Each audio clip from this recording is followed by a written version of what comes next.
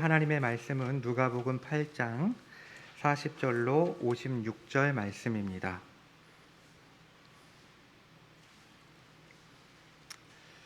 신약성경 105페이지에 있습니다. 누가복음 8장 40절로 56절 말씀입니다. 제가 봉독해 드리겠습니다. 예수께서 돌아오심에 무리가 환영하니 이는 다 기다렸음이러라. 이에 회당장인 야이로라 하는 사람이 와서 예수의 발 아래에 엎드려 자기 집에 오기를 간구하니 이는 자기에게 12살 된 외딸이 있어 죽어가미러라. 예수께서 가실 때에 무리가 밀려들더라. 이에 12해를 혈루증으로 앓는 중에 아무에게도 고침을 받지 못하던 여자가 예수의 뒤로 와서 그의 옷가에 손을 대니 혈루증이 즉시 그쳤더라. 예수께서 이르시되 내게 손을 댄 자가 누구냐 하시니 다 아니라 할 때에 베드로가 이르되 주여 무리가 밀려들어 미나이다. 예수께서 이르시되 내게 손을 댄 자가 있도다. 이는 내게서 능력이 나간 줄 알미로다 하신대 여자가 스스로 숨기지 못할 줄 알고 떨며 나와 엎드리어 그 손댄 이유와 곧 나은 것을 모든 사람 앞에서 말하니 예수께서 이르시되 딸아 내 믿음이 너를 구원하였으니 평안히 가라 하시더라. 아직 말씀하실 때에 회당장의 집에서 사람이 와서 말하되 당신의 딸이 죽었나이다. 선생님을 더 괴롭게 하지 마소서 하거늘 예수께서 들으시고 이르시되 두려워하지 말고 믿기만 하라. 그리하면 딸이 구원을 얻으리라 하시고 그 집에 이르러 베드로와 요한과 야고보와 아이의 부모 외에는 함께 들어가기를 허락하지 아니하시니라. 모든 사람이 아이를 위하여 울며 통곡하매 예수께서 이르시되 울지 말라. 죽은 것이 아니라 잔다 하시니 그들이 그 죽은 것을 아는 고로 비웃더라. 예수께서 아이의 손을 잡고 불러 이르시되 아이야 일어나라 하시니 그 영이 돌아와 아이가 곧 일어나거늘 예수께서 떡을 먹을 것을 주라 명하시니 그 부모가 놀라는지라. 예수께서 경고하사 이 일을 아무에게도 말하지 말라 하시니라. 아멘. 오늘 우리가 살펴보고자 하는 이 본문에서 누가는 매우 정교하게 얽혀있는 두 개의 사건을 언급하고 있습니다. 먼저 40절로 42절에서 사건의 발단이라고 할 수 있는 이야기가 있고 43절로 48절에서 예수님께서 12년 동안 혈루증을 앓고 있는 여인을 고쳐주시는 이야기, 그리고 49절로 56절에서는 예수님께서 회당장 야이로의 딸이 죽었는데 그 죽은 딸을 살려주시는 이야기가 기록되어 있습니다. 그래서 뚜렷하게 구별되는 두 개의 이야기 때문에 많은 목회자와 주석가들이 이 두 개의 이야기를 각각 다른 해석과 적용을 하고 있지만 사실 두 개의 이야기는 같은 발단, 즉 야이로가 예수님께 자신의 딸을 고쳐달라는 요청에서부터 시작된 이야기이고 또 몇 가지 공통점을 발견할 수가 있습니다. 첫 번째는 은혜를 입은 두 여자가 죽음과 맞닿아 있다는 점입니다. 한 여자는 점점 죽음을 향해 가고 있었고 한 여자는 이미 죽어 있었습니다. 두 번째 공통점은 10이라는 숫자입니다. 한 여자는 12년 동안 불치병을 앓고 있었고 그리고 두 번째 이야기 속에서 갑작스럽게 죽은 여자는 12살이었습니다. 세 번째 공통점은 믿음입니다. 첫 번째 이야기 속에서 여자는 믿음을 보였고 두 번째 이야기 속에서 예수님은 믿음을 요구하셨습니다. 결국 오늘 이야기를 관통하고 있는 이 믿음이라는 주제 때문이라도 두 이야기는 함께 다루는 것이 더 나은 것 같습니다. 오늘 본문은 예수님의 공생의 2년 가운데 후반부에 일어나는 사건입니다. 자신을 향해 몰려드는 사람들을 피해서 배를 타고서 이방 지역으로 건너가셨던 예수님. 그곳에서 어떠한 일이 일어났습니까? 예수님은 군대 귀신 들렸던 사람을 고쳐주시고 사람들의 추방에 의해서 자신의 고을에서 떠나달라라는 요청에 의해서 다시 배를 타고 예수님은 사역의 본고지라고 할 수 있는 거점이라 할 수 있는 곳으로 돌아오셨습니다. 오늘 본문 40절이 그 상황에 대해서 우리에게 잘 설명해 주고 있는데요. 지금까지 예수님을 기다리고 있던 무리들은 예수님의 귀환을 열렬하게 환영했습니다. 그런데 이때 한 사람이 예수님을 찾아왔습니다. 이 사람은 누구이며 뭘 하는 사람인데 왜 예수님을 찾아온 것일까요? 41절과 42절이 그 이유에 대해서 설명을 해주고 있습니다. 이에 회당장인 야이로라 하는 사람이 와서 예수의 발 아래에 엎드려 자기 집에 오시기를 간구하니 이는 자기에게 12살 된 외딸이 있어 죽어가미러라. 먼저 예수님을 찾은 이 사람은 야이로라는 이름을 가진 사람입니다. 그리고 그의 직업은 회당장이었습니다. 당시 회당장은 회당에서 드려지는 그 종교 의식을 주관하는 사람으로서 예배와 기도, 성경 봉독을 주관하는데, 특별히 회당장은 율법에 대해서 해석과 설교를 하는 사람을 지정할 수 있는 권한을 가지고 있었고, 또한 율법에 어긋나는 행동을 하는 사람을 질책하는 그런 역할을 가지고도 있었습니다. 이런 회당장은 유대 공동체에서 사람들로부터 존경받는 장로들 가운데 투표로 선출되었습니다. 이 회당장 야이로는 이미 언급한 대로 유대 주류 사회 속의 인물이라고 할 수가 있습니다. 당시 유대 주류라고 할 수 있는 이 바리새인이나 서기관들은 기본적으로 예수님에 대해서 비판적이었습니다. 따라서 야이로도 기본적인 입장은 이들과 동일했을 것입니다. 하지만 자신의 하나밖에 없는 외동딸이 죽어가고 있는 상황에 처한 이 회당장은 지푸라기라도 잡는 심정으로 예수님의 발 앞에 엎드렸고, 예수님께 자신의 집으로 와서 이 죽어가는 딸을 고쳐달라고 요청하고 있는 것입니다. 오늘 이야기는 마태복음 9장과 마가복음 5장에도 각각 기록되어 있습니다. 그러나 이 공간 복음들은, 이 마태복음, 마가복음, 누가복음, 이 공간 복음은 예수님이 배를 타고 돌아오신 이 장소가 어디인지를 정확하게 기록하고 있지 않습니다. 하지만 사람들은 이곳이 예수님의 이 갈릴리 사역의 거점이라고 할 수 있는 가버나움일 것이라고 추측을 합니다. 가버나움과 회당, 회당과 가버나움.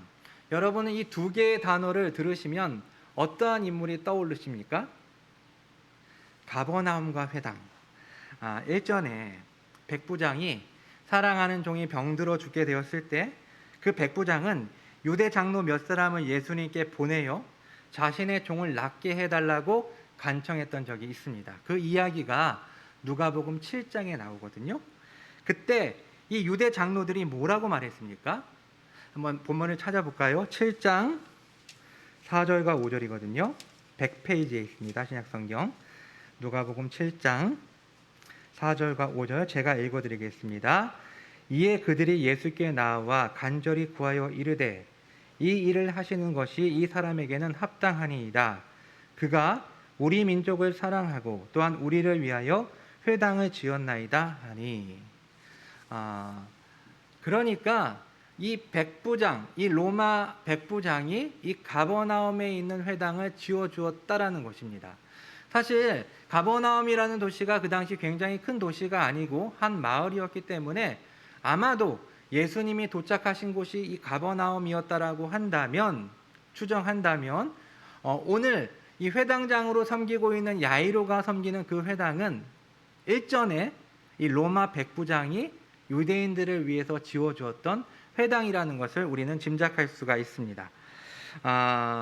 그러니까 어쩌면 야이로는 이때 예수님을 찾아와서 백부장의 종을 고쳐달라고 요청했던 장로 중에 한 사람일 수도 있고, 또 적어도 이 회당과 연관이 있었기 때문에 예수님께서 이 백부장의 종을 고쳐주시는 이 사건에 대해서 굉장히 잘 알고 있었을 것입니다. 뿐만 아니라 예수님은 이미 가버나움에서 굉장히 많은 이적을 베푸셨기 때문에 이 회당장 야이로는 이 가버나움 안에 살면서 예수님께서 베푸시는 이적을 직간접적으로 목격하고 들었을 것입니다. 그런데 자신의 딸이 죽을 병에 걸렸고 예수님이 돌아오셨다는 소식을 들었기에 그는 예수님께로 달려가 자신의 모든 체면을 다 포기하고 그 앞에 엎드려 간청했던 것입니다. 그러나 이 야이로는 예수님에 대한 믿음이 없었습니다. 그는 예수님이라면 자신의 이 병든 딸을 고쳐줄 것이라는 어떠한 기대감은 가지고 있을지 모르겠지만 그것이 예수님 자체에 대한 어떤 신뢰나 믿음은 아니었습니다. 그리고 이런 상태는 회당을 지어주었던 로마 백부장과 크게 비교가 됩니다. 백부장은 예수님께서 사랑하는 종을 고쳐주시기 위해 자신의 집으로 오고 있다라는 소식을 들었을 때 친구를 보내서 만류합니다. 말씀만으로 고쳐달라는 것이죠. 내 집에 오시는 것도, 내가 예수님께로 나아가는 것도 나는 감당할 수가 없습니다. 말씀만으로 내 하인을, 내 종을 고쳐주십시오 라고 이 백부장은 예수님께 요청했습니다. 이에 예수님이 뭐라고 말씀하셨습니까? 아까 보았던 7장 9절을 보면 이렇게 이야기하십니다. 누가복음 7장 9절에서 예수님은 예수께서 들으시고 그를 놀랍게 여겨 돌이키사 따르는 무리에게 이르시되 내가 너희에게 이르노니 이스라엘 중에서도 이만한 믿음은 만나보지 못하였노라 하시더라. 예수님은 이 백부장의 믿음을 칭찬하셨습니다. 예수님께서 복음서에서 믿음에 관해서 칭찬하신 적이 그렇게 많지가 않은데 바로 그 중에 한 명이 바로 이 로마 백부장이었습니다. 이처럼 로마 백부장은 비록 이방인이었지만 예수님에 대한 확실한 분명한 믿음을 가지고 있었습니다. 반면에 이 야이로는 예수님을 향해서 자신의 집으로 와달라고, 그리고 마가복음에 따르면 자신의 딸 위에 손을 얹어서 고쳐달라고, 구원해달라고, 즉 예수님을 믿는 믿음으로, 그래서 예수님께서 당신의 주권과 당신의 능력으로 자신의 딸을 고쳐달라는 그런 마음과 믿음으로 예수님께 요청한 것이 아니라 자신이 알고 있는 일반적인 방법으로 예수님께 자신의 딸을 고쳐달라고 요청하고 있습니다. 그러나 사실 솔직하게 이야기를 한다면 야이로의 이런 행동은 예수님을 아직 모르고 있었기 때문에 지극히 당연한 행동이라고 말할 수 있습니다. 하지만 예수님은 야이로를 긍휼히 여기셨고 그의 집으로 출발을 하십니다. 그런데 갑작스럽게 돌발 상황이 일어납니다. 그것이 무엇입니까? 한 여인이 나타나 예수님의 옷을 붙잡은 것입니다. 어떠한 상황인지 한번 본문을 살펴보도록 하겠습니다. 43절과 44절입니다. 이에 12해를 혈루증으로 앓는 중에 아무에게도 고침을 받지 못하던 여자가 예수의 뒤로 와서 그의 옷가에 손을 대니 혈루증이 즉시 그쳤더라. 그러니까 지난 12년 동안 혈루증을 앓고 있던 한 여인이 예수님의 뒤로 와서 그의 옷가에 손을 댔고 놀랍게도 그 병이 나은 것입니다. 그렇다면 이 여자는 과연 어떠한 여자이고 이 여자는 왜 예수님의 옷가에 손을 댄 것일까요? 먼저 여기서 여자가 고통당하고 있던 혈루증이라는 이 병은 여성의 생식기에서 부정기적으로 이렇게 출혈이 일어나는 것입니다. 그러니까 하혈을 그냥 하는 것이죠. 무엇보다 이 질병은 질병으로 인한 육신의 고통만을 가지고 있는 것이 아닙니다. 구약의 율법에 따르면 레위기 15장에 따르면 이러한 유출증이 있으면 이스라엘 사회에서 추방을 당했습니다. 여인이 정기적으로 유출할 때는 불결하여 7일 이후에 다시 정결해지지만 여인이 이렇게 장기적으로 유출이 있는 상황에서는 불결하기 때문에 어떠한 사물이나 사람과 접촉해서는 안 됐고 만일 누군가 이 여인과 접촉을 하면 불결하게 된다, 종교적으로 부정해진다라고 사람들은 생각했습니다. 그러니까 지금 이 여인은 정상적인 생활을 할 수 없는 상태였습니다. 가족들로부터도 외면을 당했을 것이고 또 말할 것도 없이 지극히 종교적인 유대 사회 속에서 그 어떠한 종교 집회에도 참여할 수 없는 상태였습니다. 게다가 병행 본문인 이 마가복음 본문에 따르면 여러 의사들에게 치료를 받으며 고생을 했지만 재산도 다 날려버리고 설상가상으로 병이 낫기는커녕 점점 더 심해졌다라고 기록되어 있습니다. 결국 이 여인은 사랑하는 사람들과 함께 할 수 없었고 또 하나님으로부터 버림받은 사람이었습니다. 게다가 피라는 것은 곧 생명을 상징합니다. 그런데 이렇게 계속해서 피가 유출되는 질병을 가지고 있었던 이 여인은 지난 12년 동안 서서히 죽음을 향해 나아가고 있었던 여인입니다. 살아도 살아있다라고 말할 수 없는, 이미 죽음과 진배 없는 삶을 살고 있었던 여인이 바로 이 12년 동안 혈루증을 앓고 있었던 여인입니다. 그런데 이 여인이 예수님에게 손을 댔습니다. 여기서 손을 댔다라는 이 말의 원어는 접촉했다, 건드렸다 정도가 아니라 움켜잡는다라는 뜻을 가지고 있습니다. 그러니까 이 여인은 지나가면서 예수님을 슬쩍 건드리고 슬쩍 접촉한 정도가 아니라 간절한 마음으로 예수님을 꽉 움켜잡은 것입니다. 그런데 잘 살펴봐야 하는 것은 이 여인이 직접 예수님의 몸에 손을 댄 것이 아니라 44절에 따르면 그의 옷가에 손을 대니라고 기록되어 있습니다. 이것은 옷에 달려있는 옷술을 붙잡았다라는 것을 의미합니다. 당시 이스라엘 사람들은 속옷 같은 경우에는 꼬매지 않고 통으로 짜서 옷을 입었지만 겉옷과 같은 경우에는 사각형으로 된 긴 천을 몸에다 이렇게 둘둘 말고 다녔는데 구약에서는 이 뇌 귀퉁이, 이 모서리에 옷술을 붙이라고 명령했습니다. 민수기 15장 37절로 41절을 제가 읽어드리겠습니다. 여호와께서 모세에게 말씀하여 이르시되 이스라엘 자손에게 명령하여 대대로 그들의 옷단 귀에 술을 만들고 청색 끈을 그 귀에 술에 더하라.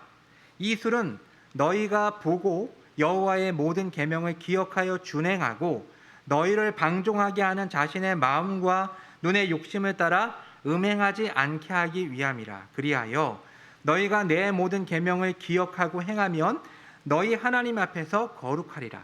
나는 여호와 너희 하나님이라. 나는 너희의 하나님이 되려고 너희를 애굽 땅에서 인도해 내었느니라.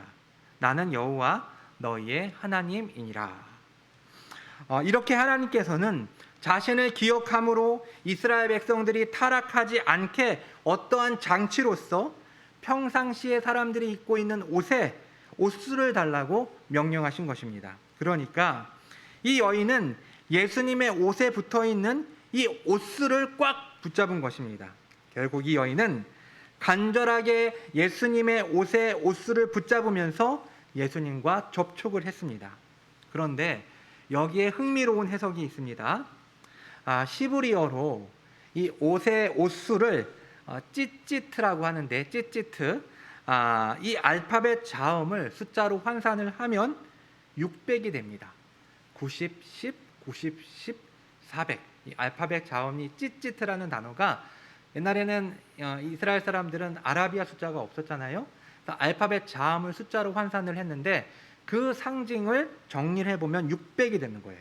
그리고 옷의 이 술이 8개의 줄과 5개의 매듭으로 되어 있기 때문에 600에 8과 5를 더하면 몇입니까? 613이 되죠. 613. 여러분 613이 상징하는 것이 무엇입니까? 율법이 613개의 계명으로 이루어졌기 때문에 248개의 하라와 365개의 하지 말라로 토탈 613개로 이루어져 있기 때문에 결국 이 옷술이 상징하고 있는 것은 율법, 곧 하나님의 말씀이라는 의미입니다. 그러니까 이 여인이 알고 그랬는지 모르고 그랬는지 정확하게 알 수는 없지만 지금 예수님의 옷에 달린 하나님의 말씀, 율법을 이 여인은 꽉 붙잡은 것입니다. 자, 그렇다면 이 여인은 왜 예수님에게 접촉을 한 것일까요? 병행 본문인 마가복음 5장 28절에 따르면 이는 내가 그의 옷에만 손을 대어도 구원을 받으리라 생각함일러라 라고 기록되어 있습니다. 즉, 이 여인은 예수님의 옷에만 내가 손을 대도 자신의 병이 나을 것이라는 믿음을 가지고 있었던 것입니다. 그런데 여기에서 적지 않은 사람들이 이 여인의 믿음이 미신적인 믿음이라고 평가절하하는 경우가 있습니다. 물론 이 여인이 이 당시 예수님에 대해서 온전하게 완벽하게 이해하고 알고 바른 믿음을 가졌다라고 말할 수는 없습니다. 하지만 뒤에 이어서 나오는 48절에 따르면 이 예수님의 믿음에 대한 예수님의 평가가 나오는데 긍정적인 평가를 내리십니다. 결국 이 여인의 믿음은 비난받을 만한 믿음은 아닌 것으로 우리는 알 수가 있습니다. 게다가 지금 이 여인은 몰래 많은 무리 속에서 예수님을 향해 나아가고 있습니다. 다른 사람들에 의해 이 여인의 정체가 발각이 된다면 굉장히 큰 봉변을 당할 수도 있습니다. 어떠한 봉변을 당할까요? 이 여인에게 접촉하는 사람들은 다 부정하게 되기 때문에 사람들은 물러서면서 이 여인을 쫓아내기 위해서 돌을 들어서 던졌을 것입니다. 그렇게 되었을 경우 이 여자는 심각한 몸에 그러한 사고를 당하거나 아니면 심지어는 잘못하면 죽을 수도 있었을 것입니다. 때문에 이 여인은 죽기를 무릅쓰고 엄청난 용기를 가지고 이런 행동을 한 것입니다. 즉 목숨을 건 믿음의 행동입니다. 그런데 너무나 감사하게 그 병이 나았습니다. 그런데 예수님은 방금 전에 일어났던 이 상황에 대해서 아주 민감하게 반응하십니다. 자신을 만진 자가 누구냐고 추궁하신 것입니다. 이에 베드로가 주여 무리가 밀려들어 미나이다. 즉 사람들이 너무 많아서 자연스럽게 밀리면서 접촉이 일어났다라고 대답을 했지만 예수님은 재차 자신에게 손을 댄 사람이 있고 자신의 능력이 나갔다라고 말씀을 하십니다. 예수님의 이와 같은 말씀을 통해서 우리는 이 여인의 혈류병이 즉각적으로 멈춘 것이 우연이 아니라 예수님의 능력 때문이라는 것을 분명하게 알 수 있습니다. 아무도 모를 것이라고 생각했지만 이 여인은 더 이상 숨길 수가 없다라고 생각을 해서 예수님 앞에 나와 떨며 엎드렸습니다. 그리고 예수님께 손댄 이유와 자신의 병이 나았다라는 것을 공개적으로 사람들에게 고백했습니다. 예수님은 여인이 몰래 접근해서 자신의 옷자락을 만졌다고 꾸중하지 않으셨습니다. 부정한 여인이 자신에게 접촉함으로 자신이 불결하게 되었다고, 부정하게 되었다고 분노하지 않으셨습니다. 예수님이 원하신 것은 그녀의 정체를 드러내어 비난하고 수치를 주려는 목적이 아니라 그녀에게 일어난 일을 다른 사람들에게 알리는 것이었습니다. 즉 그녀의 믿음과 그 결과가 그녀의 간증을 통해서 모든 사람들에게 알려지기를 예수님은 원하셨습니다. 그리고 특별히 예수님 곁에 서 있던 야이로는 방금 자신의 눈앞에서 일어난 이 모든 상황을 목격하고 있었습니다. 이제 예수님은 지금까지 괴로운 질병과 삶의 고통 속에 고단하게 지쳐있는 이 불쌍한 여인을 향해 이야기를 합니다. 48절이죠. 우리 48절 한번 같이 읽어볼까요? 예수께서 이르시되 딸아 내 믿음이 너를 구원하였으니 평안히 가라 하시더라. 예수님은 지금까지 하나님과 단절되어 있던 이 여인을 향해 굉장히 이례적으로 딸아라고 부르시면서 너 자신을 구원하는 믿음, 곧 예수 그리스도에 대한 믿음이 너를 구원했으니 평안히 가라라고 말씀하십니다. 여기서 이 평안히 가라라는 말을 직역하면 샬롬 안으로 들어가라라는 뜻인데 원래 원어상으로는 헬라어로는 에이레네라는 단어예요. 그런데 헬라어가 에이레네이지만 이것이 구약 성경으로 번역될 때는 샬롬이라는 단어가 쓰입니다. 그러니까 샬롬 안으로 들어가라라는 뜻인데 샬롬은 하나님과의 온전한 관계, 즉 전인적인 구원 상태를 의미합니다. 결국 지금까지 부정하여 하나님과 접촉할 수 없었던 하나님과 단절되어 있었던 이 여인은 예수 그리스도를 향한 믿음으로 인해 이제 하나님 나라의 자녀, 하나님의 딸이 되어 구원을 받게 된 것입니다. 이렇게 해피엔딩으로 끝날 줄 알았는데 갑자기 또 하나의 사건이 일어납니다. 그리고 그것은 비극적이고 절망적인 소식입니다. 예수님께서 이 여인에게 말씀하고 있을 때 야이로의 집에서 사람이 와서 그의 딸이 죽었으니 더 이상 선생님을, 예수님을 괴롭게 하지 말라라고 이야기를 전합니다. 무슨 말입니까? 딸이 죽어서 모든 것이 끝났으니 예수님을 모셔와 봤자 아무 소용이 없다라는 의미입니다. 본문은 야이로의 딸이 12살이라고 말합니다. 우리로 치면 12살이면 몇 학년입니까? 초등학교 5학년 정도이죠. 또 본문에서도 이 여자를 지칭하면서 아이야 그리고 소녀라고 표현을 합니다. 그러나 히브리 사람들은 만 11살까지를 아이로 간주합니다. 그리고 12살이 되면 어른으로 인정하여 여자는 시집을 갈 수 있는 나이가 됩니다. 야이로에게 이 딸은 외동딸입니다. 그리고 자신의 유산을 물려줄 수 있는 유일한 자식이었습니다. 여러분, 지금 야이로의 마음은 어땠을까요? 자신의 딸이 죽었다라는 이 소식을 전해 들었을 때 야이로의 마음은 어땠을까요? 눈앞에서 일어난 이적을 보고 그는 자신에게도 이와 같은 놀라운 이적이 일어날 것이라는 기대감을 품었을지도 모르겠습니다. 그런데 딸이 죽었다라는 소식을 들은 거예요. 야이로는 그 소식 앞에 자신의 기대가 산산조각 나므로 깊은 절망을 느꼈을 것입니다. 그리고 분노, 이 분노는 누구를 향한 분노입니까? 바로 이 여인을 향한 분노. 만약 이 여자가 예수님을 붙잡아서 집으로 가는 것이 지체되지만 않았어도 내 딸이 살 수 있었을 텐데 라고 하는 분노의 마음이 일었을 것입니다. 그리고 무엇보다 두려움, 사랑하는 딸을 위해 더 이상 그 어떠한 것도 할 수 없다라는 두려움이 그 짧은 순간 그의 마음을 덮었을 것입니다. 그런데 이때 예수님께서 야이로를 향해 뭐라고 말씀하십니까? 50절입니다. 같이 한번 읽어볼까요? 예수께서 들으시고 이르시되 두려워하지 말고 믿기만 하라. 그리하면 딸이 구원을 얻으리라 하시고, 예수님은 야이로를 향해 믿음을 요구하십니다. 믿음을 요청하십니다.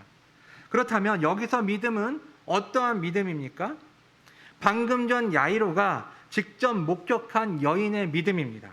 이것은 단순히 목숨을 건 용기 있는 행동이나 뭔가를 간절히 원하는 간절함을 의미하는 것이 아닙니다. 예수님께서 딸아, 내 믿음이 너를 구원하였으니 라고 말씀하신 예수 그리스도에 대한 믿음, 예수 그리스도를 향한 믿음입니다. 여기서 잠깐 내용을 정리해 볼까요? 사실 예수님께서는 예수님의 옷자락을 만져서 혈류증 여인이 고침을 받았을 때 모른 척하고 야이로의 집으로 가셨을 수도 있습니다. 총각을 다투는 그런 시간 아니겠습니까? 그리고 만약 그랬다라면 야이로의 딸을 살렸을 수도 있었을 것입니다. 하지만 예수님은 굳이 누군가 자신의 옷을 만졌고 당신의 능력이 나갔다라고 말씀하시면서 추궁하셨기 때문에 결국 여인은 공개적으로 자신에게 일어난 상황을 고백할 수밖에 없었습니다. 그리고 예수님의 곁에서 이 모든 장면을 낱낱이 지켜보고 있었던 야이로는 예수님을 향한 여인의 참된 믿음을 보게 되었습니다. 서두에서도 말씀드렸지만 맨 처음 야이로가 예수님을 찾았을 때만 하더라도 야이로는 예수님에 대한 어떠한 믿음을 가지고 있었던 것은 아닙니다. 그저 탁월한 의사, 아니면 병을 고치는 신비한 능력을 가지고 있는 존재 정도로만 예수님을 알고 있었습니다.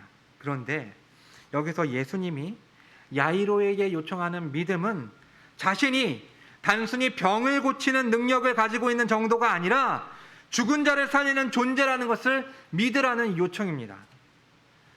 그 다음 장면이 야이로의 집으로 도착한 것을 보면 야이로는 예수님에게 믿겠다라고 말한 것 같습니다.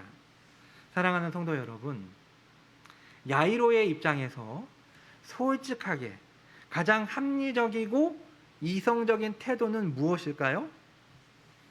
됐습니다. 예수님, 그냥 돌아가십시오 라고 말하면서 믿음을 요구하시는 예수님의 권면을, 요청을 거절하는 것입니다.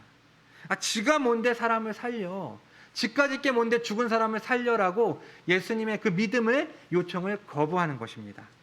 실제로 잠시 후에 그런 일이 일어나게 됩니다. 예수님이 야이로의 집에 이르러서 3명의 제자들과 부모만을 데리고 집으로 들어갔을 때 이미 사람들은 통곡하고 있었고 장례를 준비하기 위해 전문적으로 피리를 벌고 곡하는 사람들이 그곳에 와 있었습니다. 이때 예수님이 울지 말라, 죽은 것이 아니라 잔다라고 말씀하셨을 때 그때 사람들의 반응, 사람들의 태도는 어땠습니까? 비웃었습니다. 이것이 지극히 일반적인 사람들의 지극히 당연한 반응, 지극히 당연한 태도라고 말할 수 있습니다. 이제 이야기는 끝이 납니다. 예수님은 이미 죽어있는 소녀의 손을 잡고 아이야 일어나라, 달리다 쿰이라고 말씀하셨고 이에 영이 돌아와 그 소녀, 그 아이는 살아나게 됩니다. 그리고 소녀에게 먹을 것을 주라고 말씀하신 예수님은 모든 장면을 지켜보며 놀라워하고 있는 소녀의 부모에게 이 일을 아무에게도 말하지 말라고 주의를 주시면서 오늘의 이야기는 끝이 납니다. 이제 말씀을 정리하도록 하겠습니다. 누가복음 안에서 본문의 위치를 간략하게 정리를 해본다면 앞에 두 단락에서 예수님은 먼저 8장 22절로 25절에서 말씀으로 풍랑을 잠잠케 하시면서 자신이 자연을 다스리는 분으로서 자신을 계시하십니다. 그리고 8장 26절로 39절에서 이 거라사인의 땅에서 군대 귀신을 쫓아내면서 자신이 귀신을 다스리시는 분으로 자신을 계시하고 계십니다. 그리고 오늘 본문을 통해서 예수님은 질병을 다스리시고 죽음을 다스리시는 분으로 자신을 계시하고 있습니다. 즉 예수님은 신적 능력과 권위를 가지고 자신이 하나님의 아들이라는 것을, 그리고 이미 하나님의 나라가 이 땅 가운데 도래했다는 것을 자신의 삶을 통해서 보여주고 계십니다. 오늘 본문을 보면 서론에서 밝힌 바와 같이 몇 가지의 공통점이 있지만 사실 등장인물의 면면을 보면 굉장히 대조적인 두 사람이 예수님을 찾아왔다는 것을 볼 수 있게 됩니다. 각각 남자와 여자, 종교 지도자로서 유대 주류에 속했던 사람과 굉장히 평범한 사람, 율법적으로 정결한 사람과 율법적으로 부정한 사람, 그리고 사람들의 관심과 주목을 받는 사람과 사람들을 피해 다녀야만 하는 사람. 이것이 야이로와 12년 동안 혈루증을 앓고 있던 여인의 모습입니다. 그러나 이렇게 대조되는 인물, 즉 어떠한 인물이라고 할지라도 믿음으로 예수님 앞에 나오면 누구나 구원을 경험하게 된다고 오늘 본문은 우리에게 말해주고 있습니다. 결론적으로 말하면 오늘 본문의 핵심 단어는 두 개입니다. 믿음과 구원. 구원과 믿음이 바로 그것입니다. 예수님은 48절에서 예수님 앞으로 나와 떨며 엎드려 그간의 모든 상황을 고백하는 여인에게 이렇게 이야기를 합니다. 예수께서 이르시되 딸아 내 믿음이 너를 구원하였으니 평안히 가라. 또 딸이 죽었다는 소식을 듣고 절망과 분노와 두려움에 빠진 야이로에게 예수님은 이렇게 말씀하십니다. 50절이죠. 예수께서 들으시고 이르시되 두려워하지 말고 믿기만 하라. 그리하면 딸이 구원을 얻으리라. 예수님은 너의 믿음이 너를 고쳤다라고 말씀하지 않았습니다. 또 믿기만 해라. 그러면 너의 딸이 죽었지만 다시 살아날 것이다 라고 말씀하지 않았습니다. 구원하였으니 구원을 얻으리라 라고 말씀하십니다. 결국 믿음이 구원을 가져온다는 것입니다. 그러나 이 말을 오해해서는 안 됩니다. 믿음은 구원의 원인이 아니라 수단이라는 것입니다. 즉 우리의 믿음 자체가 우리를 구원으로 인도하는 것은 결코 아닙니다. 믿음의 핵심은 바로 예수 그리스도를 바르게 아는 것입니다.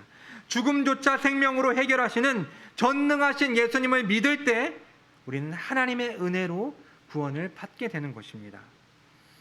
야이로가 예수님을 모시고 집으로 가고 있을 때 사람이 와서 딸의 죽음을 알렸습니다. 그 사람은 예수님이 오실 필요가 없다라고 이야기를 합니다. 이처럼 예수님에 대한 무지와 예수님에 대한 불신은 믿음을 조롱하고 넘어지게 만듭니다. 예수님이 야이로의 딸이 죽은 것이 아니라 잔다라고 말씀하셨을 때 사람들은 말도 안 되는 소리를 한다고 비웃었습니다. 그들은 예수님이 생명을 살리는 능력을 가진 분이라는 것을 알지도 못했고 믿지도 않았습니다. 모든 사람이 예수님을 믿고 모든 사람이 다 구원을 받는 것은 결코 아닙니다. 복음이 선포될 때 어떤 사람들은 기쁨과 감사함으로 그 복음을 받아들이고 예수님을 믿어 구원을 받지만 어떤 사람들은 예수님의 능력을 비웃고 예수님을 조롱합니다. 상식에 맞지 않는다라는 것이죠. 비논리적이고 비과학적이라고 말합니다.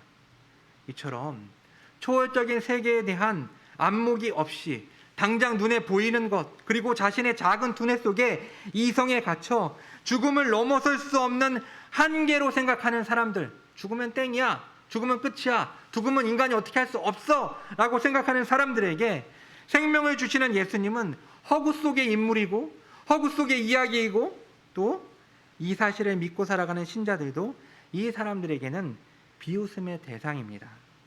그러나 이처럼 예수님을 주와 그리스도로 믿지 않는 자들이 믿음이 없는 것은 당연합니다. 문제는 믿는다고 하면서 전혀 삶 속에서 믿음의 열매, 믿음의 모습이 나타나지 않는 사람들이 우리 주변에는 너무나도 많다는 것입니다. 우리가 잘 익히들어 알고 있는 것처럼 이러한 사람들을 실천적, 실제적 무신론자라고 이야기를 하는데, 오늘날 교회 안에는 이런 사람들이 너무나도 많은 것 같습니다. 성경을 줄줄줄 알고 있고 신학의 어떤 체계들을 잘 알고 있지만, 문제는 자신들의 삶 속에서 하나님에 대해서 그 믿음의 열매들이 전혀 보이지 않는, 그 말씀에 대한 그런 삶의 능력이 전혀 나타나지 않는 사람들이 교회 안에 점점점 많아져 가고 있다는 것입니다. 금주에 우리는 요한계시록 본문을 통해서 복음의 초청을 들었습니다. 예수님 오시옵소서, 마라나타. 그리고 목마른 자, 원하는 자는 오라, 값없이 와서 생명수를 받으라 라는 초청입니다. 오늘도 동일하게 예수님은 믿음으로 우리를 초청하고 계십니다. 예수님을 믿는 자는 구원을 받습니다. 예수님을 믿는 구원을 얻은 자는 샬롬 안으로 들어가게 됩니다. 샬롬은 하나님과의 온전한 관계, 완전히 구원을 받은 상태를 의미합니다. 여러분 한번 에덴 동산을 생각해 보세요. 그게 샬롬의 상태예요. 하나님과 인간이 샬롬을 누리고 있었죠. 인간과 인간이 샬롬을 누리고 있었죠. 인간과 자연이 샬롬을 누리고 있었습니다. 그런데 아담이 범죄함으로 그 관계가 깨어졌어요. 하나님과 인간이 엔샬롬의 상태가 되어버렸고, 인간과 인간이 엔샬롬의 상태가 되어버렸고, 그리고 인간과 자연이 엔샬롬의 상태가 되어버린 것입니다. 결국 이 샬롬은 예수님의 성육신의 목적이고 예수님의 사역의 핵심이며 제자들의 전도의 내용이었습니다. 오늘 본문 속에서 죽음으로 가고 있던, 그리고 죽음에 이른 두 딸은 믿음으로 단순히 병을 낫고 믿음으로 단순히 죽었다가 다시 살아나는 것이 아니라 하나님 나라의 딸이 되었습니다. 그들은 샬롬에 이르게 되었습니다. 사랑하는 성도 여러분, 예수님을 믿으십니까? 정말로 예수님을 믿으십니까? 예수님이 여러분의 모든 것이 되십니까? 아직까지 예수님을 믿고 싶지만 믿지 못하고 있는 분들이 계십니까? 우리를 부르시는 주님 앞에 엎드려 그 믿음을 구할 수 있었으면 좋겠습니다. 믿음을 통해 참된 구원의 기쁨, 샬롬의 은혜를 누리며 살아가는 저와 여러분이 되길 주님의 이름으로 축원합니다. 기도하겠습니다. 거룩하신 하나님 아버지, 오늘 저희에게 이 하나의 이야기를 통해서 예수 그리스도를 믿어야만 구원을 받을 수 있다라는 진리를 깨닫게 하시니 참으로 감사를 드립니다. 하나님 아버지, 우리 벳샬롬 교회 안에 아직까지 예수 그리스도를 믿지 못하고 있는 자들이 있다면 주님, 주께서 그들을 긍휼히 여기시고 불쌍히 여기셔서 그들에게 예수 그리스도를 붙잡을 수 있는 믿음을 허락해 주시옵소서. 하나님 아버지, 예수님을 믿는다라고 고백은 하지만 우리의 삶이 너무나도 혼란스럽고 온전한 샬롬을 누리지 못하고 있습니다. 주님, 저희의 삶을 돌아보게 하시고 진정한 샬롬, 하나님의 구원의 기쁨 속에서 살아갈 수 있는 우리 벳샬롬의 모든 권속들이 될 수 있도록 은혜를 베풀어 주시옵소서. 이 모든 말씀 살아계신 예수 그리스도의 이름으로 기도합니다. 아멘.